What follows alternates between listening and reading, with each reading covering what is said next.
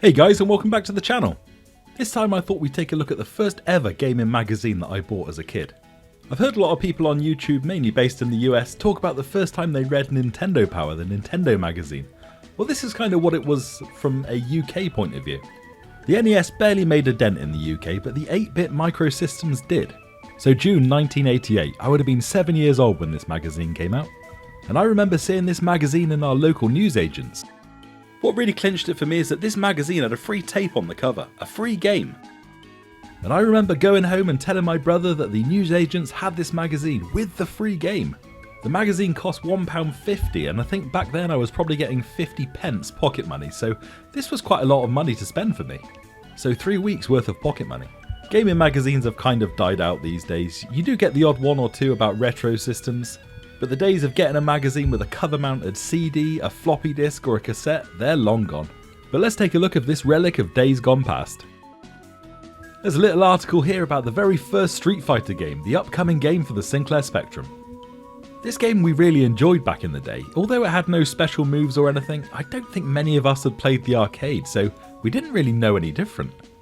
We never managed to finish this one though. The end boss of the game, Sagat, is ridiculously tough on the Spectrum version. And Chubby Gristle, a fantastic Jet Set Willy clone where you have to sort of pick up items to progress to solve puzzles. I think this also came on a cover-mounted cassette at some point, but I really enjoyed this one despite its really legendary tough difficulty. But a great musical track in this one of the best tunes on the Sinclair Spectrum. I don't remember playing the other two games on this page, but I do remember playing Last Ninja 2. Maybe a game that's far more well known on the Commodore 64, but I did like the Spectrum version. The Spectrum version's got this thing going on where if games are made in black and white, the detail levels are kind of improved. Maybe that's just to avoid the Spectrum's colour clash issue, but yeah, really great graphics on this one. An advert for the then upcoming Sinclair Spectrum conversion of Road Blasters. This was actually quite good on the Sinclair Spectrum. Nice and smooth, well, smooth enough for its time. Had 128k music, and most importantly it played well. The Spectrum had a lot of arcade conversions, not all of them did so well, so this one, yeah, it gets a pass. An advert for the Cheetah Mach 1 joystick. This is probably one of the worst joysticks I've ever had to use. I do have this one. It's got really squeaky buttons and it's like stirring porridge. QuickShot made a bunch of joysticks for the Spectrum. They were probably the company to go for. The QuickShot Turbo or Turbo 2 and the QuickShot Python, and what was the other one? The QuickShot Maverick. If you had the QuickShot Maverick, you had money. Cheetah joysticks by comparison couldn't even come close.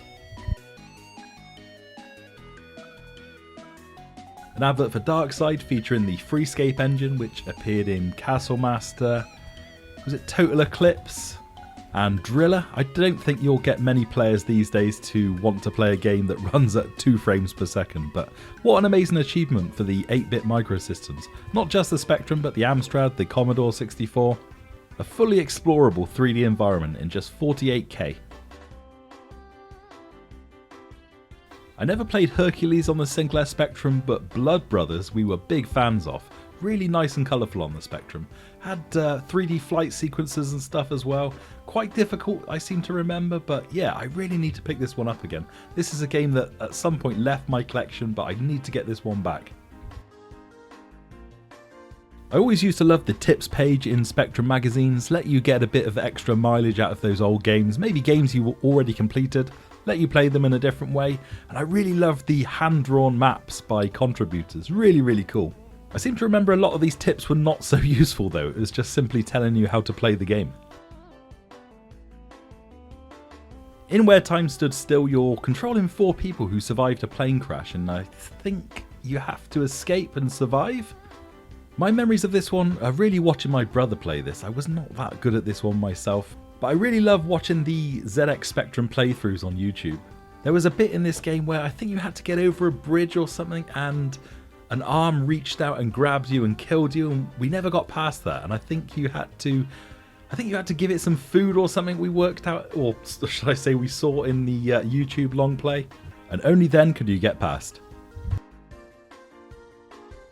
And back to useless things in the tips section. A lovely hand-drawn map of Cybernoid, but What use is this? The game is completely linear, you can't choose which way you go, you're just following maps in each level.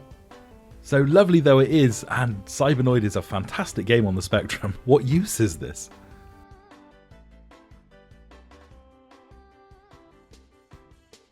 A fantastic tip for the Sinclair Spectrum version of Outrun, which was a bit of a stinker. To keep speed up, try to keep accelerating around all corners and only change down into low gear when absolutely necessary. What a fantastically helpful tip that one is. There's a review for Karnov. I do own this game and I found it incredibly difficult. I think I maybe got to level 2. But it is a good game, just really difficult. I remember you play this fat Russian guy and you could build ladders and just loads of stuff would try and take you down. It was a good game and graphically really impressive for the Spectrum.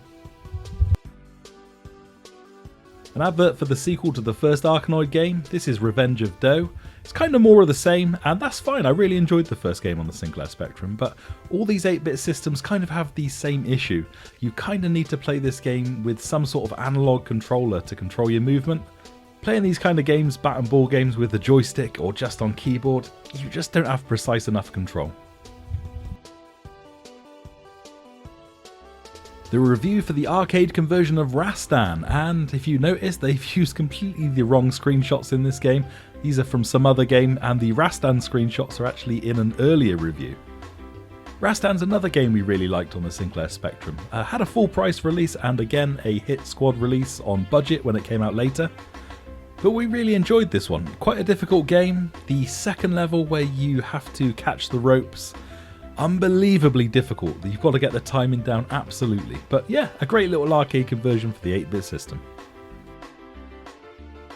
The Sinclair Spectrum is probably best suited to platform games and shoot 'em ups. Racing games aren't really its thing. It hasn't really got the graphical horsepower, but Crazy Cars was quite a fun game, this one.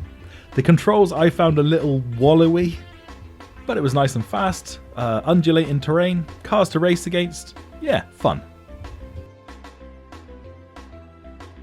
Space Ace is a game that I bought on a family holiday. Maybe I should have read this review first. 5 out of 10. It's just a 3D shooter game, but I remember getting bored of this game really quickly. I remember I quite liked the graphics, quite detailed in areas, but just really boring and no fun to play. The Sinclair Spectrum had some great compilations out there where you had 5 or 6 games on a couple of cassettes and you could just pick up a bunch of games cheaply. I had International Karate for the Sinclair Spectrum, which was a bit crap I felt back in the day, but I did have Rebel where you control a tank. I can't remember what you have to do, but I know I got a couple of levels into it and it was alright, but the novelty wore off pretty quickly. But this was definitely a budget release because I remember the plastic blister packs that the budget games came in. The magazine detailed new arcade machines that had just come out, including this one, Ninja Warrior. Never played that game, but I have played Ninja Warriors. The arcade machine with 3 screens and 2 players at the same time. Really fun this one, incredibly difficult as most arcades were back then to take your money. This did get a conversion to the Sinclair Spectrum eventually, but it was a bit too slow and clunky to be much fun. But it had a fantastic reproduction of the arcade soundtrack. Really great little theme for the Spectrum. And Gemini Wing, I remember picking this up in our local Woolworths. A vertically scrolling shooter, not an amazing game on the Sinclair Spectrum and quite hard to see the bullets, so a lot of the deaths you took in this game felt a bit cheap. The Competition Pro joysticks were quite a well-respected joystick. Lots of people loved these for the Commodore Amiga as well. For playing games like Sensible Soccer, and the Zip Stick was another joystick that loads of people loved. But I don't know, I kind of prefer the joysticks. Suction cups stuck to a desk. Felt a bit more like an arcade to me. And here we are with more joysticks, the QuickShot joysticks. These are the proper joysticks for the Spectrum. We had the QuickShot 2, that was the first joystick and interface we had for the Sinclair Spectrum, but the QuickShot Turbo at the top left, that's also another joystick, had micro switches, really cool. But every kid wanted the robot arm at the bottom left. Who didn't want this? There was no real use for it, but everyone wanted it. More compilations for the Sinclair Spectrum, and probably the one to have here was the Magnificent 7. Head Over Heels, one of the best 3D games on the Sinclair ZX Spectrum. Not only that, but it also had Arkanoid, which I discussed earlier, Whizball, which is a fantastic arcade style, what would you call it? A scrolling shooter? But one game on this was never enough, and also The Great Escape. Going into the tunnels underneath your cabin and trying to escape and not get caught by the guards. 7 games for less than £10, an absolute steal. The Atari ST, I really wanted one of these for Christmas one year. There was a game pack. It's quite well known that there were so many games in this game pack that no one really needed to buy any other games. There were that many games in it, but I really wanted this system, but I never got it. But I did end up with something better, an Amiga A600 under the Christmas tree one year, which I was very lucky to get, but it also meant I could swap games with my other Amiga owning friends, so yeah, turned out alright in the end. And an advert for Target Renegade, one of the best scrolling beat 'em ups on the Sinclair Spectrum. 2 players at the same time, bosses, fantastic arcade style action, and a really cool little soundtrack on this one.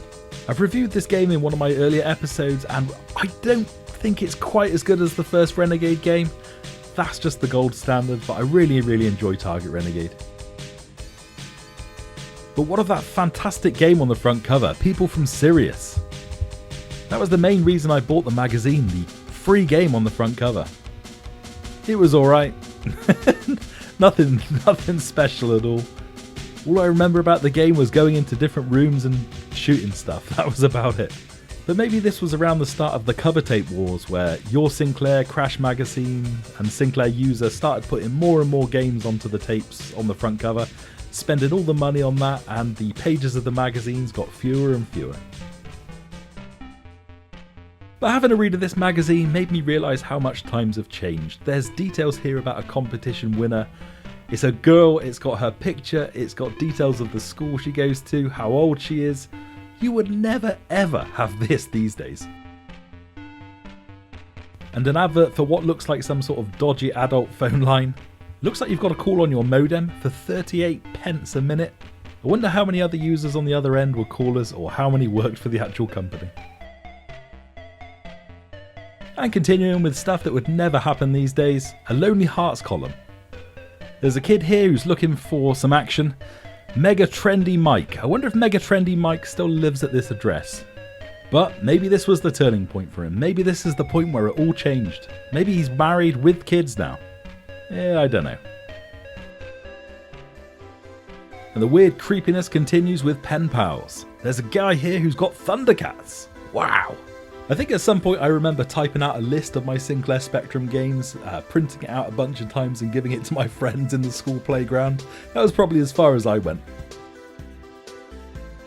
Your Sinclair was a great Spectrum magazine, but I always ended up going with Crash Magazine, and I had a subscription to this.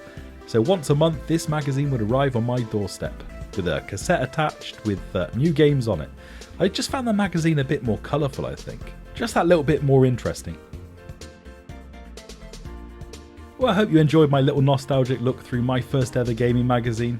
Really cool just to see games, game graphics in printed form at the time, really cool.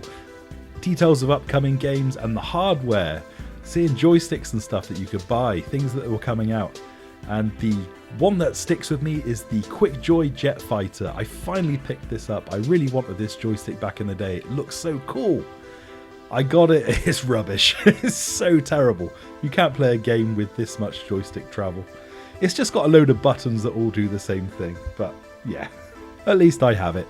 I guess printed form for games and stuff, other than retro stuff, is kind of long gone. Everything's on the internet these days, but really miss the tangible feeling of reading a gaming magazine and showing it to your friends and talking about the games you're going to pick up next. Well, hope you enjoyed that little journey back to the past. Take it easy, and I'll see you guys next time.